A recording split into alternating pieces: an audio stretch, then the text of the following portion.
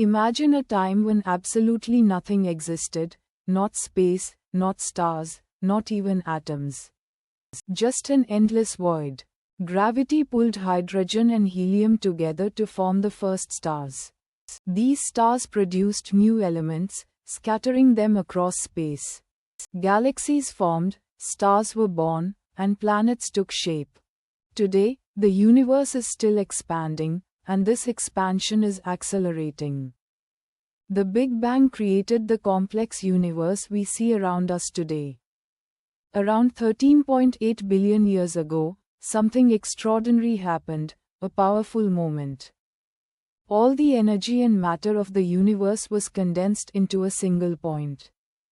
Suddenly, this point began expanding rapidly, stretching and cooling as it grew. Particles like protons, neutrons, and electrons began forming. Simple atoms like hydrogen and helium began to form.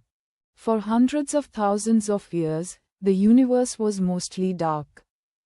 380,000 years after the Big Bang, light began to travel freely. The faint glow of this light is called the cosmic microwave background.